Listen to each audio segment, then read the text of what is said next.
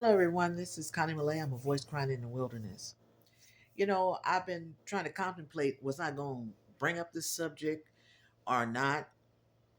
And because I was so upset about hearing about the young lady that that got shamed by her pastor in Virginia. I know everybody didn't heard about it, and I started to put a clip on there with it. I may or may not still, but I got so upset. I was like, you know what? I got to speak on this because it's wrong. What she had to go through was wrong. Now, a lot of you may not agree with me, and you have your opinion. That's why I have a disclaimer. This is my opinion of the situation. So I'm gonna bring the word. Okay, the words say in Romans 3:10, it says, "There's none righteous, not one." Okay, and in First Peter 4:8 says, "Love covers a multitude of sins."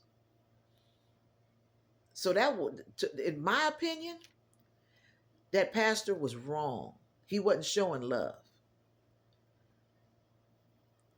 You know, when I looked at her, it made me think about it back in the day when I was in my 20s. I went to a church similar to that. And it's like, it's religious. I'm sorry, that's just it. It's religious. I could tell the way it looks. It's religious and legalistic. And something similar like that happened to me before. I remember I came in late to church because I did have children, so I was trying to get them together. So we ended up being late, me and my sister. So came into the church, and it was for Sunday school, and uh, we sat down quietly. We went in there and sat down, and the kind of church we had, we didn't have rooms. We had the adult Sunday school in the church along with a couple of other classes. And so we went in there quietly and respectfully, sat down, opened our Bibles, got ready to hear what um, the assistant pastor was speaking on. And I didn't realize that the pastor was already there, but I guess he saw us come in late. He came right over there and just started. He said, sister or sisters, do you realize that you're late?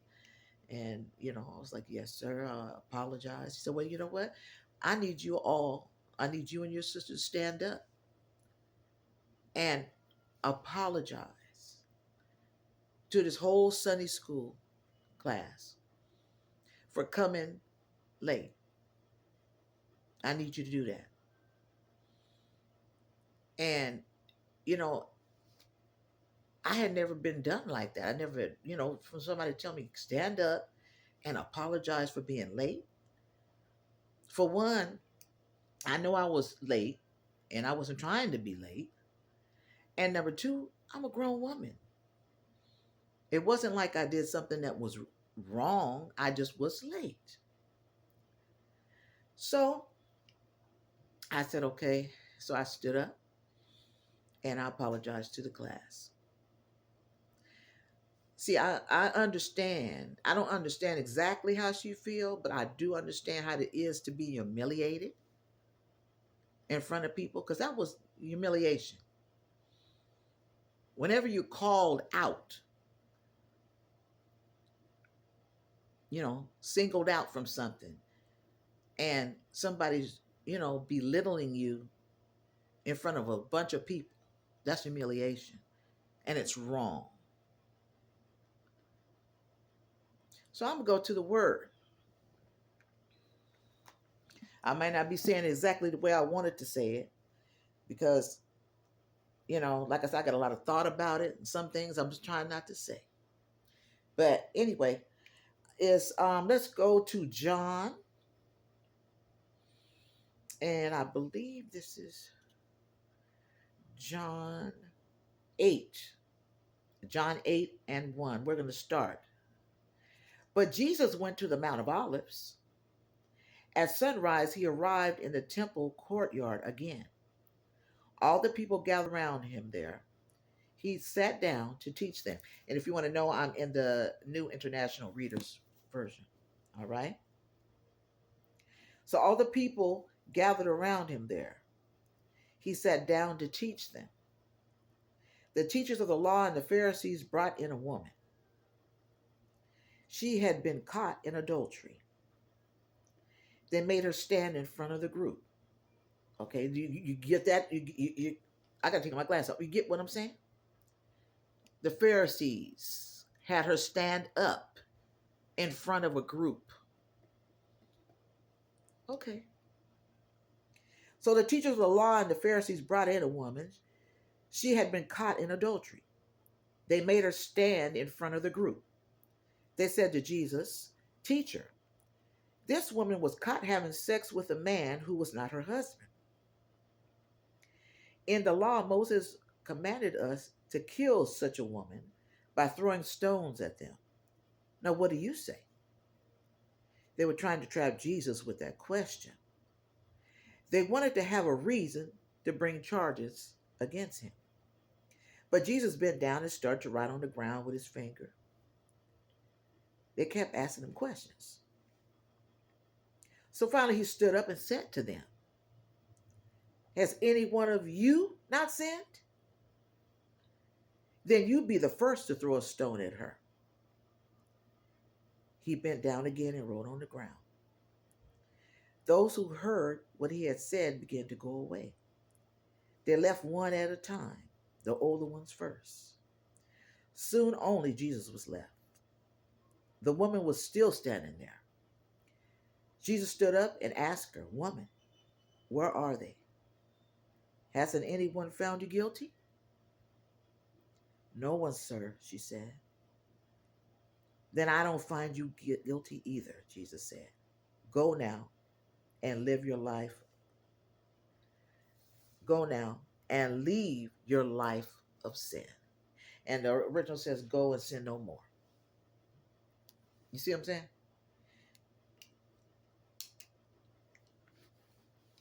If Jesus can't forgive her, then why not man? It was wrong. It was just wrong.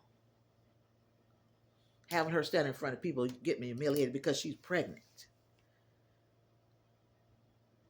It's a lot of people. It could be some people in his church that's lustful, whoremongers, adulterers, looking at them girls that's in the church. You can't see it, but they doing it. God knows. So you're going to bring judgment against her for being pregnant? Jesus said, "Go and sin no more." He didn't say, he didn't say nothing that she did was right. But he said, people can't judge you.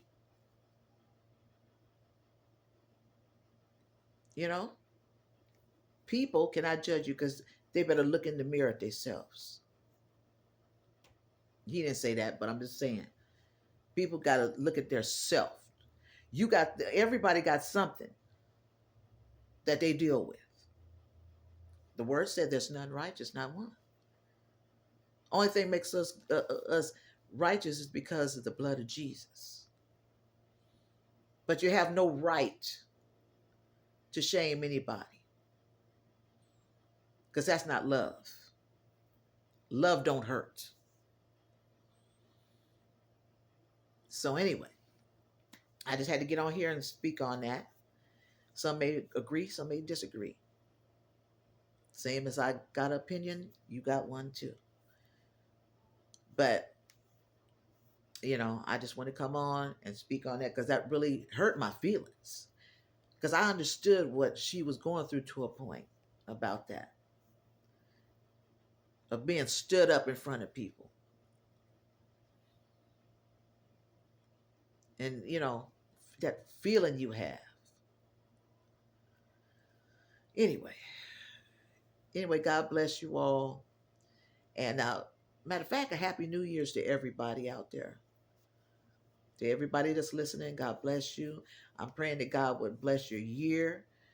That it will be a year of prosperity. And when I say prosperity, it's not only with money, but a prosperity with you know your your businesses, your mind, your health.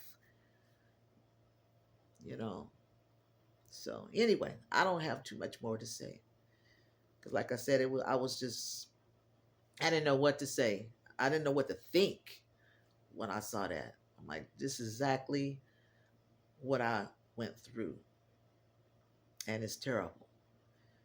And I'm talking to you, saints. Matter of fact, if you go into a church like that and you think that that's right, what he did, talking about she couldn't have no baby showers and nobody at the church better have let her have one or something of that nature.